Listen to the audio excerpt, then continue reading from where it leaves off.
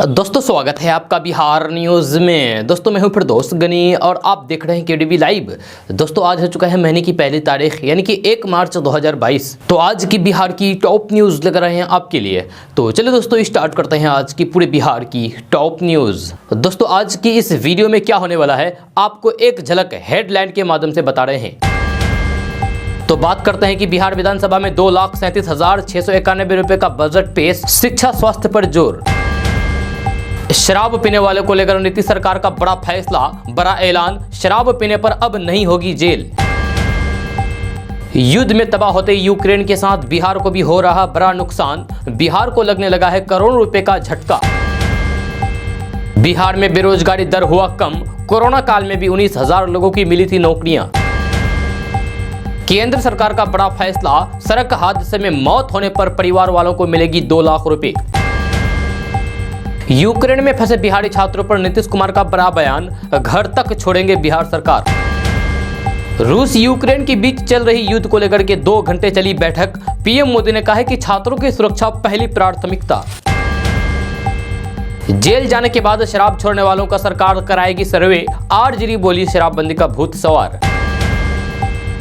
राजद को पसंद नहीं आया बिहार का बजट, कहा नीतीश कुमार ने लोगों को लिया है ठग। मोटापे से परेशान लोगों के लिए सरकार बना रही खास प्लान।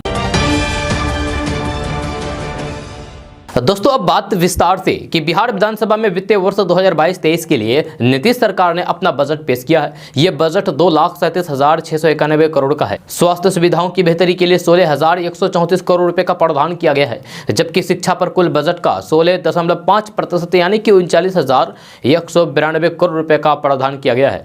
उद्योग मद में 1,643 करोड़, कृषि और संबंधित क्षेत्र के विकास के लिए 7,712 करोड़, ग्रामीण और शहरी विकास पर 29,750 करोड़ रुपए बजट का प्रावधान किया गया है। 700 करोड़ रुपया क्रेडिट कार्ड योजना के लिए, 200 करोड़ रुपए का प्रावधान मुख्यमंत्री स्वयं सहायता भत्ता के लिए, 225 करोड़ का प्रावधान कुशल युवा कार्यक्रम, हर घर नल का जल योजना के लिए 1 करोड़ 10 लाख का प्रावधान बजट में पेश किया गया है। बजट के बीच विपक्ष ने सदन में वॉकआउट कर दिया।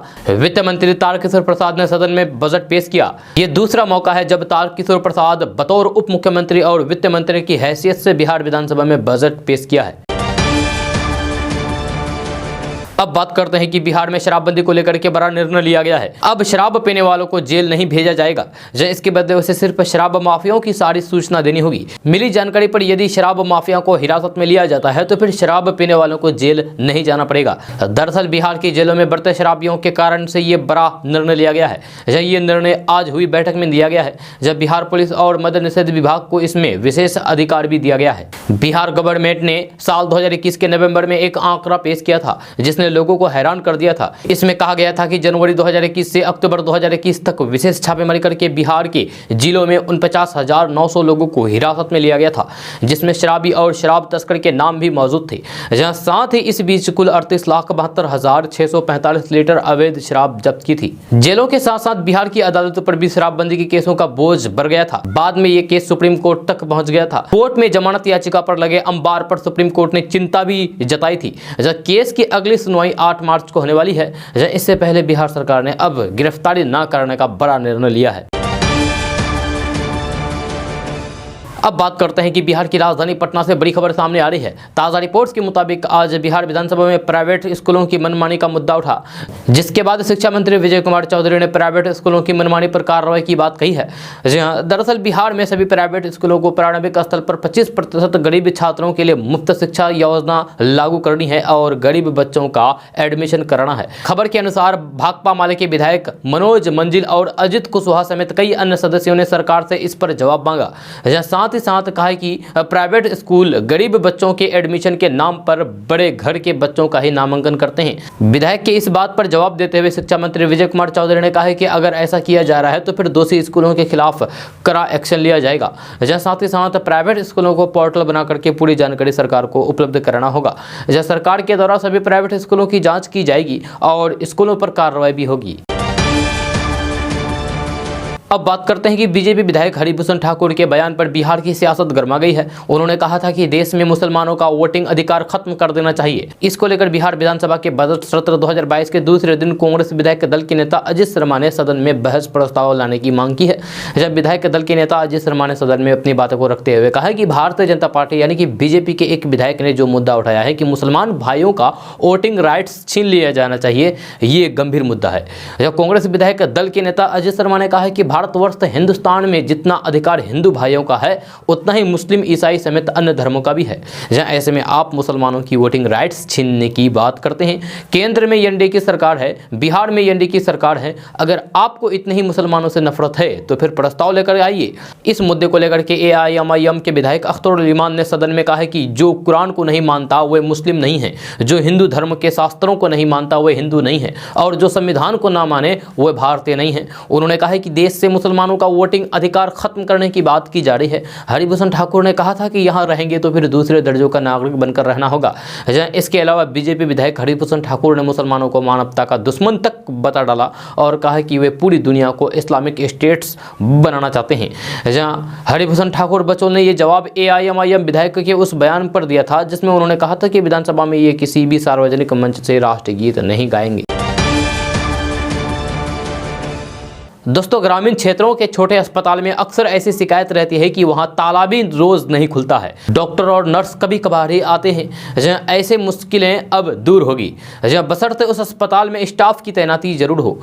अब बिहार सरकार ने जिले से लेकर के गांव देहात में तैनात डॉक्टरों, स्वास्थ्य सेवकों की नियमित मॉनिटरिंग का फैसला किया है। ये व्यवस्था बगैर विभाग को सूचना दिए गायब रहने की प्रवृत्ति पर रोक लगाने के लिए की जा रही है। संबंधित जिले प्रखंड में तैनात डॉक्टर, नर्स या फिर दूसरे पैरामेडिकल कब कब सेवा से गायब रहे, जिलों से ये रिकॉर्ड लिया जाएगा। स्वास्थ्य विभाग को प्रतिदिन कहीं न कहीं से ऐसे डॉक्टरों, नर्सों की सूचना प्राप्त होती है जो बिना सूचना दिए सेवा से गायब रहते हैं। यह डॉक्टरों, नर्सों के इस रवैये का सबसे ज्यादा असर अस्पतालों में इलाज को लेकर या फिर भर्ती मरीजों के ऊपर पड़ता है, जहां और उनका इलाज प्रभावित होता है।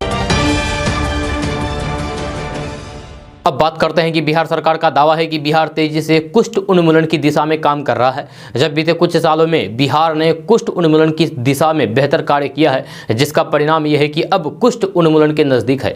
जब नवंबर 2021 तक करीब 17 लाख कुष्ठ रोगियों को रोग मुक्त किया जा चुका है। जब बिहार में कुष्ठ उपयोग के लिए बहुत चिकित्सा प्रणाली 1996 से 97 से लागू की गई थी, जिसके तहत एमडीटी की दवा प्रत्येक स्वास्थ्य केंद्रों पर मुफ्त में लोगों को दी जाती है। सरकार का दावा है कि बहुत चिकित्सा प्रणाली के अंतर्गत 6 माह से 1 साल तक डॉक्टरी सेवा उपलब्ध करा देने पर कुष्ठ रोगी पूरी तरीके से ठीक होकर के रोग मुक्त हो जाता है। जल्द जांच हो जाने पर डॉक्टरी सुविधा मिल जाने से रोगियों में विकलांगता नहीं होती है। कुष्ठ उन्मूलन कार्यक्रम का लक्ष्य कुष्ठ के रोगियों की प्रसार दर प्रति 10,000 व्यक्तियों पर 1 से कम की जानी है। जब फिलहाल बिहार के 6 जिलों को छोड़ दें तो बचे हुए जिलों में ये आंकड़ा 10,000 की आबादी पर 1 से कम है।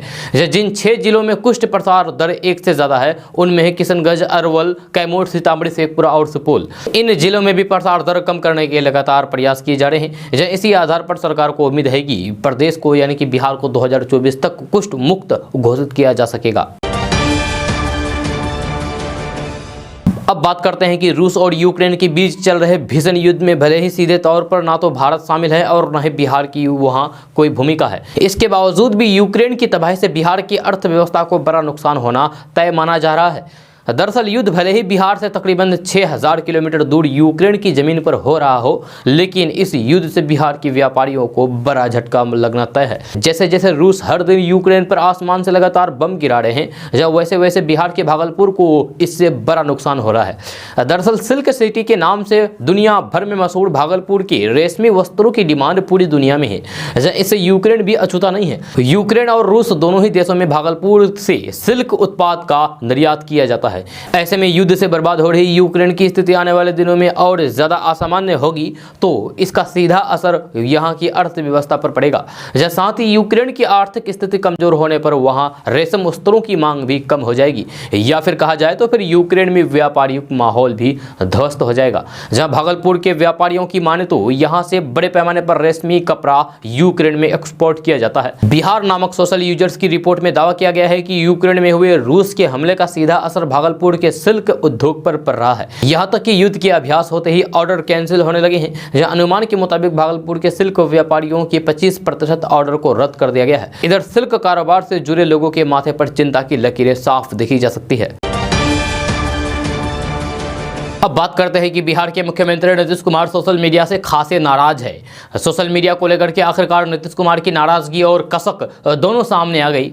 समाज सुधार यात्रा के दौरान सोशल मीडिया की भूमिका पर बोलते हुए मुख्यमंत्री नीतीश कुमार ने कहा कि मैंने बिहार को बदलने के लिए कई अच्छे काम किए हैं, लेकिन मेरे अच्छे कार्य को क्यों सोशल मीडिया में जगह नहीं मिलती है, जबकि सोशल मीडिया पर कुछ भी अनाप शनाप छापा जाता है।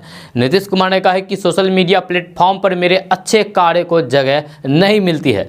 नीतीश कुमार ने कहा है कि मुझे लगता है कि इसके पीछे शराबबंदी कानून को लागू करना है, जिसकी वजह से कुछ लोग परेशान हैं, लेकिन मुझे इससे कोई फर्क नहीं पड़ता है। शराबबंदी से बिहार की जनता बेहद खुश है और इससे लोगों की जीवन शैली में काफी बदलाव आया है और शराबबंदी किसी भी कीमत पर खत्म नहीं होगा। मुख्यमंत्री नीतीश कुमार समाज सुधार अभियान में शराबबंदी के फैसले को सही बताने के लिए कई फायदे गिनाते हैं और साथ ही बताना भी नहीं भूलते हैं कि शराबबंदी को सफल बनाने के लिए अभी और कई बड़े और कड़े फैसले लिए जा रहे हैं। मुख्यमंत्री नीतीश कुमार बेहद उत्साहित होते हुए बताते हैं कि बिहार में अब ड्रोन से अवैध शराब बनाने और फिर बेचने वालों पर निगरानी रखी जा रही है और इसका फायदा भी नजर आ रहा है। नीतीश कुमार ने ड्रोन का उपयोग करने के लिए उत्पादन मद्य निषेध विभाग के अपर मुख्य सचिव के पाठक की जमकर सराहना करते हैं और बधाई भी देते हैं। नीतीश कुमार ने कहा है कि अब तो ऊपर से ही अवैध शराब बेचने वालों की जानकारी हो जाती है और इसकी वजह से वे पकड़े भी जा रहे हैं। बिहार में अभी 26 ड्रोन की मदद ली जा रही है, साथ ही 6 हेलीकॉप्टर ड्रोन की भी मदद ली जा रही है। अब बात करते हैं कि अगर आपने अभी तक ई श्रम कार्ड नहीं बनाए हैं तो जल्द से जल्द बनवा लें, क्योंकि भारत सरकार इसमें कई फायदे आपको देते हैं। भारत सरकार गरीब कल्याण से जुड़ी कई योजनाएं चला रही है। इनमें से एक योजना ई श्रम कार्ड भी है। इस स्कीम का लाभ लेकर के लोग अपने जीवन में सुधार कर सकते हैं। इस योजना के तहत एक खास कार्ड बनाया जाता है जो मजदूरों को कई फायदे देते हैं। हमारे देश की एक बड़ी आबादी असंगठित क्षेत्र से जुड़े हैं। अगर आप रोजाना मजदूरी, कृषि श्रमिक, कंस्ट्रक्शन कर्मचारी, सब्जी विक्रेता, घरेलू नौकर या फिर अन्य प्रकार के मजदूर हैं तो फिर आप सरकार की इस स्कीम का लाभ ले सकते हैं। खास बात यह है कि ई श्रम कार्ड धारकों को प्रधानमंत्री सुरक्षा बीमा योजना के अंतर्गत 2 लाख रुपए की बीमा की सुविधा दी जाती है। इसके अलावा योजना के तहत सरकार की तरफ से वित्तीय सहायता प्रदान की जा रही है। इसके जरिए गरीब मजदूर परिवार को 1000 रुपए प्रति माह दिया जाता है। इसकी पहली EMI रजिस्टर्ड मजदूरों के बैंक अकाउंट में ट्रांसफर हो गई है। सरकार और भी कई पेंशन स्कीम चला रही है। अगर आप ऐसी किसी पेंशन स्कीम या फिर योजना का लाभ ले रहे हैं तो फिर आपको ई श्रम कार्ड स्कीम का लाभ नहीं मिलेगा। वही PM किसान योजना के लाभार्थियों को भी ई श्रम स्कीम के तहत पैसा नहीं मिलेगा। अगर आपने अभी तक इसके लिए रजिस्ट्रेशन नहीं कराया है तो फिर आप जल्द से जल्द रजिस्ट्रेशन करा सकते हैं और फायदा ले सकते हैं। अब बात करते हैं कि भारतीयों में मोटापे को लेकर के बढ़ती चिंता के बीच नीति आयोग अधिक चीनी, वसा और नमक वाले खाद्य पदार्थों पर कराधान और front of the pack labelling जैसे कदम उठाने के प्रस्ताव पर विचार कर रहा है। जब front of the pack labelling से उपभोक्ताओं को अधिक चीनी, नमक और वसा वाले उत्पादकों को पहचानने में मदद मिलती है। सरकारी शोध संस्थान नीति आयोग की 2021-22 की रिपोर्ट में कहा गया है कि देश की आबादी के बीच मोटापे की बढ़ती समस्या से निपटने के लिए इस तरह के कदम पर विचार चल रहा है। जहां आयोग ने रिपोर्ट में कहा है कि भारत में बच्चों, किशोरों और महिलाओं में अधिक वजन और मोटापे की समस्या लगातार बढ़ रही है। अब बात करते हैं कि समाज सुधार अभियान के तहत आयोजित कार्यक्रम में मुख्यमंत्री नीतीश कुमार ने कहा है कि शराब पीना कितनी बुरी चीज है ये सबको पता है। शराब आपको मौत दिलवा सकती है। शराबबंदी को पूर्ण लागू करने के बाद सरकार दूसरा सतत जीविकापोर्जन योजना की शुरुआत की गई, जिसमें करीब 1,27,000 परिवार को रोजाना मुहैया कराया गया और इसके लिए आर्थिक मदद भी दिया गया। उन्होंने कहा है कि इस योजना के तहत जो परिवार नीरा का उत्पादन करेंगे उसे सरकार 1 लाख रुपए का आर्थिक मदद देगी ताकि नीरा का उत्पादन हो और परिवार की आर्थिक स्थिति बने। पुराने दिनों को याद करते हुए सीएम नीतीश कुमार ने कहा है कि कर्पूरी ठाकुर ने भी शराबबंदी को लागू किया, लेकिन 2 साल में ही खत्म कर दिया गया। लेकिन जब 2016 में फिर से शराबबंदी लागू किया गया तो फिर उसे और सख्ती से पालन किया जा रहा है। शराबबंदी के बाद जब साल 2018 में सर्वे कराया गया तो फिर मालूम चला कि 1,64,00,000 लोगों ने शराब पीना छोड़ दिया है। जब बिहार में जहरीली शराब से मौत होती है तो फिर कुछ लोग शराबबंदी को समाप्त करने की बात करते हैं। अब बात करते हैं कि प्रधानमंत्री नरेंद्र मोदी के महत्वाकांक्षी दीनदयाल उपाध्याय ग्रामीण कौशल योजना बेरोजगारों को रोजगार देने में असफल साबित हो रहा है। ये खुलासा खुद सरकार की रिपोर्ट में हुआ है। जहां ग्रामीण विकास मंत्रालय की ताज़ा रिपोर्ट में खुलासा हुआ है कि 4 साल पहले इस योजना में 2,41,509 ग्रामीण युवाओं को ट्रेनिंग दी जा रही थी, जहां अब यह संख्या 23,186 पर सिमट गई है। खुलासा होने के बाद ग्रामीण विकास मंत्रालय ने सभी राज्यों और केंद्र शासित प्रदेशों को इस संदर्भ में गंभीरता से उचित कदम उठाने के लिए निर्देश दिए हैं। 2014 में शुरू हुई योजना में हर साल 2 लाख से अधिक युवाओं को ट्रेनिंग रोजगार देने का लक्ष्य रखा गया था। जब पिछले 4 साल में स्किल इंडिया के तहत आने वाले इस योजना से रोजगार के लिए ट्रेनिंग पाने वाले ग्रामीण युवाओं में 90% की भारी गिरावट आई है। अब बात करते हैं कि बिहार में एक दौर में पासवान, कहार, यादव और कुर्मी समेत कई पिछड़ी जातियों के लोगों ने खुद को पिछड़ा मानने से इनकार कर दिया था। उन्होंने अपनी जाति का सम्मेलन बुला करके बाकायदा प्रस्ताव पारित किया था कि वे पिछड़े नहीं बल्कि स्वर्ण है। ज्यादातर पिछड़े जाति के लोगों ने जेनेऊ पहनना शुरू कर दिया था। लोगों ने खुद स्वर्ण घोषित करने के लिए मांस मंदिर का सेवन छोड़ दिया था। ये बातें हम नहीं बल्कि बीजेपी के सांसद और पूर्व डिप्टी सीएम सुशील कुमार मोदी ने कही है। बीजेपी के सांसद और पूर्व डिप्टी सीएम सुशील कुमार मोदी ने 91 साल पहले हुए इस वाकये की पूरी कहानी सुनाई। पटना में कल एक कार्यक्रम में बोलते हुए सुशील कुमार मोदी ने कहा कि 1931 में जब जातिगत जनगणना कराने का फैसला किया गया तो फिर पिछड़ी जातियों में खलबली मच गई थी। जहां उस दौर में खुद को स्वर्ण कहलाना प्रतिष्ठा की बात मानी जाती थी, लिहाजा ज्यादातर पिछड़ी जातियों ने यह कहना शुरू कर दिया कि वे पिछड़े नहीं स्वर्ण है। सुशील कुमार मोदी ने उस दौर का वाकया सुनाया। उन्होंने कहा कि पिछड़ी जाति के लोगों के लिए खुद को ब्राह्मण घोषित कर पाना मुश्किल था, लिहाजा उन्होंने खुद को क्षत्रिय घोषित करना शुरू कर दिया। फिलहाल अनुसूचित जाति में शामिल पासवान जाति के लोगों ने कहा है कि वे क्षत्रिय वंश है। जब पासवान जाति के लोगों ने खुद को गहलोत क्षत्रिय घोषित कर दिया। जब कुर्मी जाति के लोगों ने नालंदा में सम्मेलन किया और कहा है कि वे कुर्म वंशीय क्षेत्र है। उसी तरीके से यादव जाति के लोगों ने कहा है कि वे यदुवंशी क्षत्रिय है। जब वे तो कृष्ण के वंशज हैं और कृष्ण से श्रेष्ठ और कौन होगा। जब सुशील कुमार मोदी ने कहा है कि ये 1931 की कहानी है। अब तो स्वर्ण लोग ही खुद को पिछड़ी जाति में शामिल कराने के लिए आंदोलन कर रहे हैं। जहां उस दौर में पिछड़ी जाति के लोगों ने खुद को स्वर्ण साबित करने के लिए कई और तरह के जतन किए। कई लोगों ने जेनेऊ पहनना शुरू कर दिया। जहां कई जाति के लोगों ने मांस और मदिरा का सेवन करना बंद कर दिया, क्योंकि स्वर्ण जाति के लोग मांस मदिरा का सेवन नहीं करते हैं। अब बात करते हैं कि रूस यूक्रेन की जंग के बीच आज यानी कि 1 मार्च को एलपीजी सिलेंडर के नए रेट जारी होंगे। 6 अक्टूबर 2021 के बाद से घरेलू एलपीजी सिलेंडर ना तो सस्ता हुआ है और ना ही महंगा। अलबत्ता इस दौरान कच्चे तेल की कीमतें $102 प्रति बैरल के पार चली गई है। हालांकि इस दौरान कमर्शियल सिलेंडरों की कीमतों में अच्छा खासा बदलाव देखने को मिला है। 5 राज्यों में विधानसभा चुनाव को लेकर के नॉन सब्सिडी वाले गैस सिलेंडर की कीमतों में कई महीने से राहत है। कच्चे तेल के दाम $102 प्रति बैरल पार होने के बावजूद भी 6 अक्टूबर 2021 से घरेलू एलपीजी सिलेंडर के दाम में कोई बदलाव नहीं हुआ है। ऐसे में आशंका जताई जा रही है कि चुनाव बाद यानी कि 7 मार्च के बाद कभी भी गैस के दाम 100 से 200 रुपये प्रति सिलेंडर से अधिक बढ़ सकते हैं। अब बात करते हैं कि राशन कार्ड के लाभार्थियों के लिए एक बड़ी खबर है। खाद्य एवं सार्वजनिक वितरण विभाग ने राशन कार्ड के नियमों को बदल रहा है। दरअसल विभाग ने सरकारी राशन की दुकान से राशन लेने वाले पात्र लोगों के लिए तय किए गए मानक में बदलाव कर रहा है।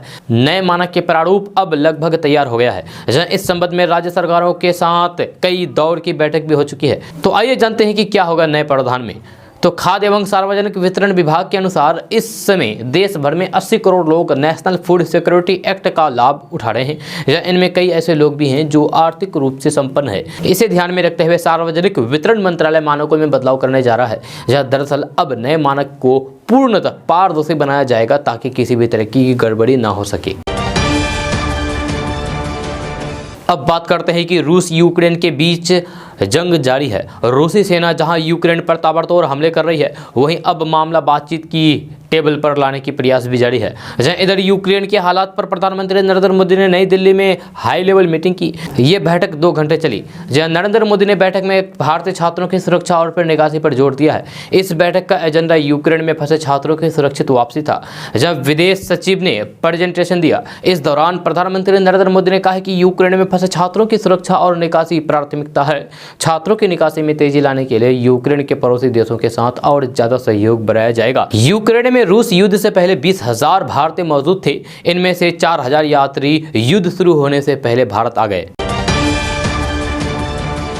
अब बात करते हैं कि बीजेपी नेता और विधायक हरिभूषण ठाकुर बचौल के बयान पर विवाद जारी है, जब विपक्ष के नेता उनके बयान को भड़काऊ बताते हुए लगातार हंगामा कर रहे हैं। सोमवार को बिहार विधानसभा में विपक्ष के नेताओं ने बीजेपी नेता के बयान के विरोध में हंगामा किया, जहां वहीं विपक्ष के साथ साथ उनकी ही पार्टी के नेता और नीतीश कैबिनेट में मंत्री शहनवाज हुसैन ने भी अपनी पार्टी के नेता के बयान पर नाराजगी जाहिर की है। बीजेपी विधायक के बयान पर प्रतिक्रिया देते हुए उद्योग मंत्री सैयद शहनवाज हुसैन ने कहा कि भारत में ऐसा संविधान है जिसके अनुसार अगर किसी की नागरिकता एक बार बन जाती है उसे कोई भी हटा नहीं सकता है।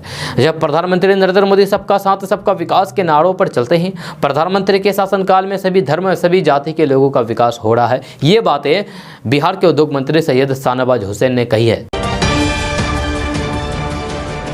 अब बात करते हैं कि बिहार विधानसभा में बजट 2022-23 पारित किया गया, जहां इस साल बिहार का बजट 2,37,691 करोड़ 19 लाख है। जहां विधानसभा में बिहार के डिप्टी सीएम और वित्त मंत्री तारकिशोर प्रसाद ने यह बजट पेश किया है। वहीं इस बजट से बिहार की विपक्षी दल राजद नाराज है। राजद के नेताओं ने बिहार बजट 2022-23 का विरोध किया है, जहां हाथों में झुनझुना लिए राजद नेताओं ने कहा है कि ये बजट बिहार के लोगों के लिए निराशाजनक है, छलावा है।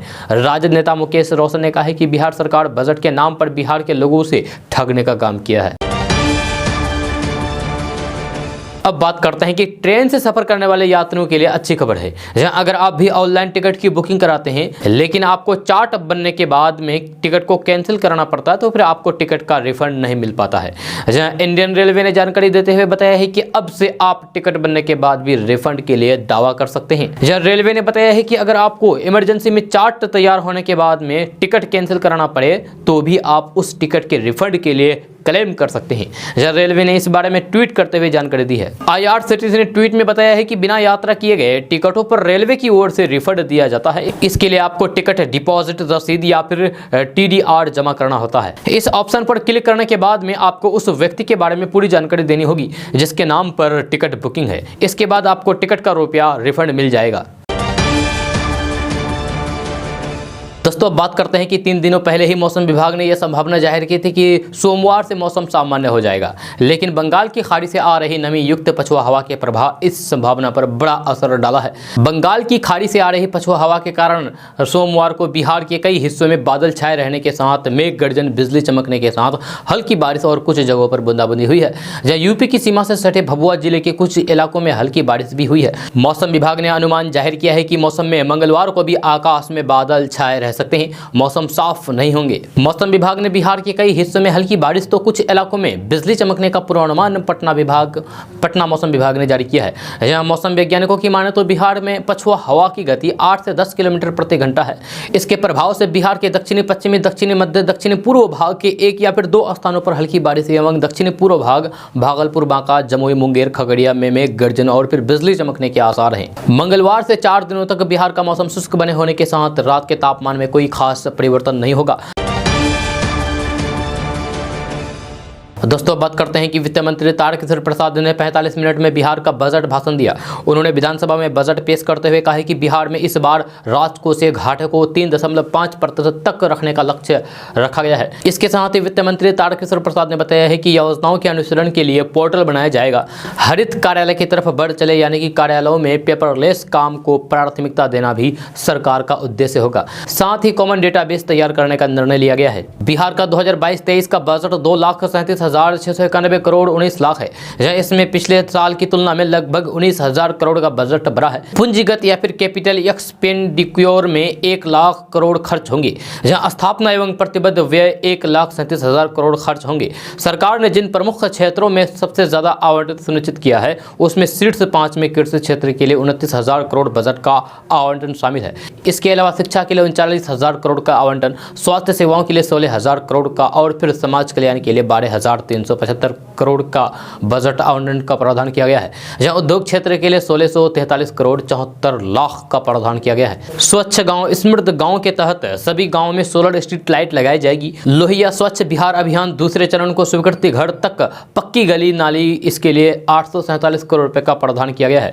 यह स्वच्छ शहर विकसित शहर के तहत सभी जिला मुख्यालय में वृद्धाश्रम तैयार किया जाएगा। बहुमंजिला आवास बना करके बेघरों को आवास उपलब्ध कराया जाएगा। सभी शहरों में विद्युत सौदागर तैयार किया जा रहा है। जहाँ ड्रेनेज सिस्टम विकसित किया जा रहा है। 550 करोड़ का बजट प्रावधान किया गया है।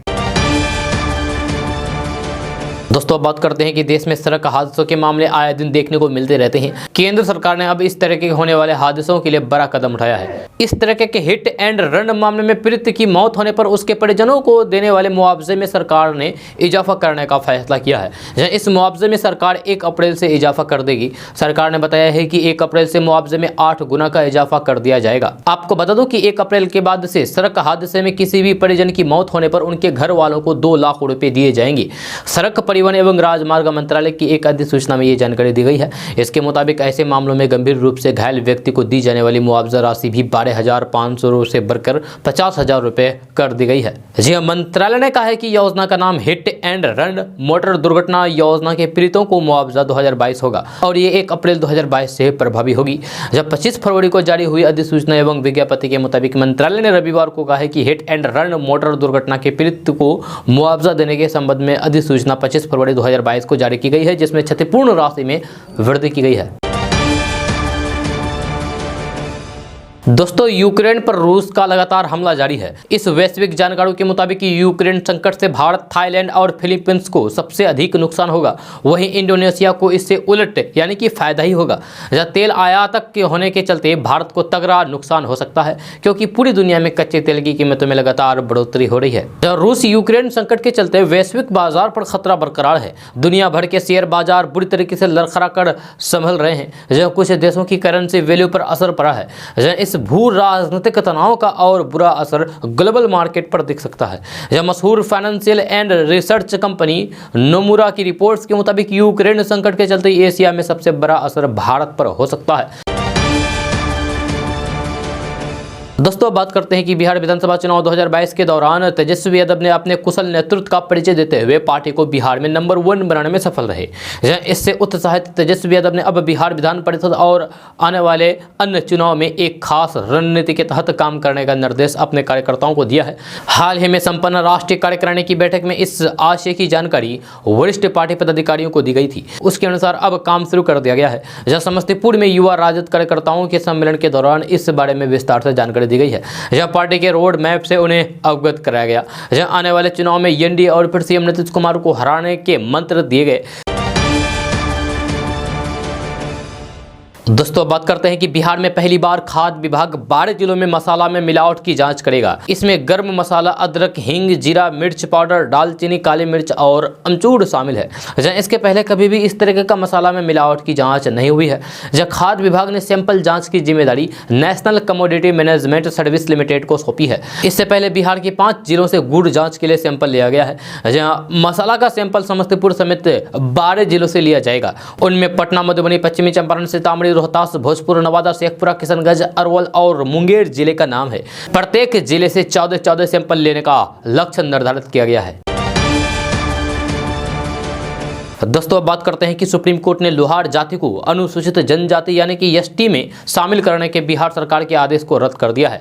जब सुप्रीम कोर्ट ने कहा है कि लोहार और लोहरा जाति एक नहीं है। Justice KM. जोसेफ और जस्टिस ऋषिकेश रॉय की खंडपीठ ने कहा है कि लोहरा जाति में लोहरा को भी शामिल करना पूरी तरीके से गैर कानूनी और मनाही है। सुप्रीम कोर्ट ने पाया है कि शुरू से ही लोहार जाति अनुसूचित जनजाति में शामिल नहीं था, उन्हें अन्य पिछड़ा वर्ग में शामिल किया गया था। सुप्रीम कोर्ट ने कहा है कि संविधान की धारा 342 के तहत अनुसूचित जनजाति में शामिल जातियों की सूची में बिहार सरकार जैसी किसी भी अक्षम संस्थान फेरबदल नहीं कर सकती है। सुप्रीम कोर्ट ने यह भी साफ कर दिया है कि लोहरा जाति के लोगों को अनुसूचित जनजाति का लाभ मिलता रहेगा।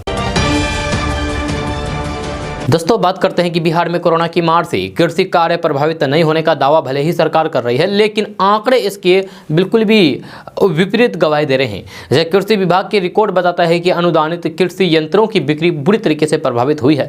आंकड़ों के अनुसार सरकार से अनुदान लेकर के 4 तरह के कृषि यंत्रों की खरीद बिल्कुल भी नहीं हुई है। पावर टिलर और शारीरिक शक्ति चलित कई उपकरण शामिल है। कृषि विभाग के आंकड़े के अनुसार महज 2 यंत्र खरीदे गए हैं, जिनमें पंप सेट और थ्रेशर शामिल है। दरअसल अधिकारियों की कोताही की वजह से ऐसी स्थिति उत्पन्न हुई है। यही वजह रहा है कि अनुदान के तहत कृषि यंत्रों की बहुत ही सीमित खरीद हुई है। जब वित्तीय वर्ष 2019-20 में जहां कुल 17,214 किसानों को अलग अलग कृषि यंत्रों पर अनुदान मिला था, वही 2020-21 में महज 5,085 पंप सेट और थ्रेशर पर किसानों को अनुदान मिला। अगर 2 साल पीछे जाएं तो फिर 2018-19 में तो 24,275 किसानों को अनुदान मिला था। आपको बता दें कि सरकार किसानों को कृषि यंत्रों की खरीद पर 80% तक अनुदान देती है। ऐसे में सरकार की इस अति महत्वाकांक्षी योजना से हजारों किसान वंचित रह गए। दोस्तों बात करते हैं कि बिहार विधानसभा की कार्रवाई शुरू होने से पहले वाम दलों ने कल सदन के अंदर और बाहर प्रदर्शन किया। भाकपा माले के विधायकों ने मॉब लिंचिंग मामले को लेकर के कल सरकार को जमकर घेरा है। समस्तीपुर में जेडीयू नेता खलील रिजवी की मॉब लिंचिंग और हत्या के मामले में दोषियों पर कार्रवाई करने की मांग की है। भाकपा माले विधायक सुदामा प्रसाद के नेतृत्व में विधानसभा की कार्रवाई शुरू होने से पहले हाथों में पोस्टर बैनर लेकर के प्रदर्शन करते हुए नजर आए। इनमें भाकपा माले के विधायक अजित कुशवाहा, मनोज मंजिल समेत अन्य विधायक भी शामिल रहे। जब भाकपा माले की मांग है कि खलील रिजवी के परिवार वालों को सरकार की तरफ से 2 लाख मुआवजा दिया जाए। यह भाकपा माले ने आरोप लगाया है कि नीतीश सरकार बीजेपी की नीतियों पर चल रही है, विधानसभा का भाजपाकरण किया जा रहा है। दोस्तों बात करते हैं कि बिहार की राजधानी पटना से बड़ी खबर सामने आ रही है। ताजा रिपोर्ट्स के मुताबिक बिहार के मुख्यमंत्री नीतीश कुमार ने शराब के धंधेबाजों और बालू माफियाओं पर कड़ी कार्रवाई करने के आदेश दिए हैं। साथ ही साथ सभी जिलों में विशेष अभियान चलाने को कहा है। सीएम नीतीश कुमार ने कहा है कि ड्रोन की मदद से शराब के धंधेबाजों और बालू माफियाओं की पहचान की जाए, साथ ही साथ इस पर तुरंत एक्शन लिया जाए। उन्होंने कहा है कि अगर शराब के पक्ष में कोई है तो वह गड़बड़ प्रवृत्ति का आदमी है। जो दारू पीता है उससे खराब कोई काम नहीं है। आपको बता दूं कि बिहार के अलग अलग जिलों में 26 ड्रोन को इस काम के लिए लगाया गया है। साथ ही साथ अब शराब की तलाश के लिए ड्रोन हेलीकॉप्टर भी आ गया है। इससे प्रशासन को कामयाबी मिल रही है। खास करके गंगा नदी के आसपास और फिर जंगली इलाकों में शराब पकड़ने में मदद मिल रही है। राजधानी पटना में स्थित बापू सभागार में नीतीश कुमार ने कहा है कि बालू माफिया पर भी ड्रोन के माध्यम से नजर रखी जाएगी, तथा बालू का अवैध कारोबार करने वाले लोगों पर भी कार्रवाई की जाएगी। आए दिन बिहार में बालू माफिया पर कार्रवाई की जा रही है। दोस्तों बात करते हैं कि बिहार की राजधानी पटना से बड़ी खबर सामने आ रही है। ताजा रिपोर्ट्स के मुताबिक बिहार के 20 जिलों में जमीन सर्वे का काम पहले से ही चल रहा है, जबकि 18 जिलों में जमीन सर्वे का काम शुरू किया जा रहा है। इसके लिए शिविर का गठन हो रहा है। इसी बीच राज्य एवं भूमि सुधार विभाग ने एक आदेश जारी करते हुए कहा है कि जमीन सर्वे के दौरान अगर कोई शिकायत मिली तो सर्वे कर्मचारी को नौकरी से बर्खास्त कर दिया जाएगा। साथ ही साथ उन पर कार्रवाई भी की जाएगी। आपको बता दो कि कार्यस्थल से गायब रहने वाले सर्वेक्षण कर्मियों के खिलाफ विभाग ने सख्त एक्शन लेने को कहा है। जब बंदोबस्त पदाधिकारियों की बैठक में अपर मुख्य सचिव विवेक कुमार सिंह ने कहा है कि अमीन, कानूनगो और शिविर प्रभारी जैसे कर्मियों के बारे में कार्यस्थल से गायब मिलने की शिकायत मिल रही है। अगर ये कर्मी कार्यस्थल से गायब पाए जाते हैं तो फिर उन पर कठोर कार्रवाई की जाएगी और जरूरत पड़ी तो नौकरी से भी निकाल दिया जाएगा। जब मुख्य सचिव ने सभी कर्मियों का पता विभागीय वेबसाइट पर अपलोड करने को कहा है ताकि आम जनता को उनसे मिलने में सुविधा मिल सके।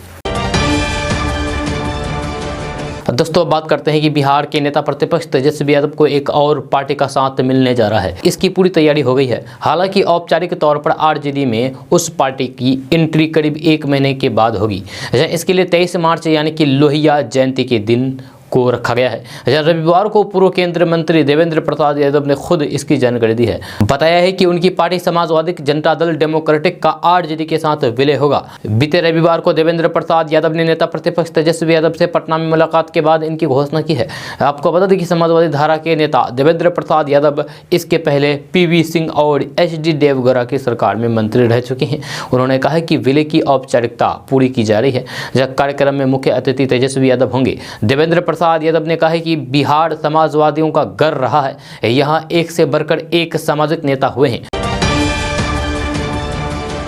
दोस्तों बात करते हैं कि मुख्यमंत्री की समाज सुधार यात्रा को राजद ने जनता के पैसे की बर्बादी बताया है। लालू प्रसाद यादव और तेजस्वी यादव की पार्टी के बड़े नेता ने कहा है कि शराबबंदी के नाम पर आम जनता की जरूरी मसलों की अनदेखी की जा रही है। राजद के राष्ट्रीय उपाध्यक्ष शिवानंद तिवारी ने मुख्यमंत्री नीतीश कुमार पर शराबबंदी का जुनून सवार होने का आरोप लगाते हुए कहा है कि बिहार में 52% लोग गरीब हैं, लेकिन 18 वर्षों तक सत्ता में रहने के बावजूद भी उनके लिए कुछ नहीं किया। उन्होंने कहा कि गरीब राज्य का पैसा क्यों बर्बाद कर रहे हैं मुख्यमंत्री। शिवानंद तिवारी ने कहा है कि नीतीश कुमार को किसी कानून को लेकर के इतना गंभीर पहले कभी नहीं देखा गया। समाज सुधार अभियान पर कटाक्ष करते हुए शिवानंद तिवारी ने कहा है कि एक तरफ नीतीश मान रहे हैं कि बिहार को विशेष राज्य के दर्जे की जरूरत है, तो दूसरी तरफ इस अभियान में गरीब जनता का पैसा फूंका जा रहा है। शिवानंद तिवारी ने कहा है कि मुख्यमंत्री के समाज सुधार एजेंडे में सामाजिक या फिर सांप्रदायिक सद्भाव का स्थान नहीं है। सरकार चुनौतियों से जूझती नहीं दिख रही है। दोस्तों आज का न्यूज़ बस यहाँ तक। कैसा लगा जरूर अपना सुझाव दीजिएगा नीचे कमेंट बॉक्स में कमेंट करके। अगर आप नए आए हैं इस चैनल पर तो फिर चैनल को सब्सक्राइब करके बेल आइकन को प्रेस कर दीजिए और साथ में वीडियो को लाइक कर दीजिए, अपने दोस्तों के साथ शेयर भी कीजिए। तो चलिए दोस्तों फिर मिलते हैं नेक्स्ट वीडियो में, तब तक के लिए जय हिंद जय बिहार।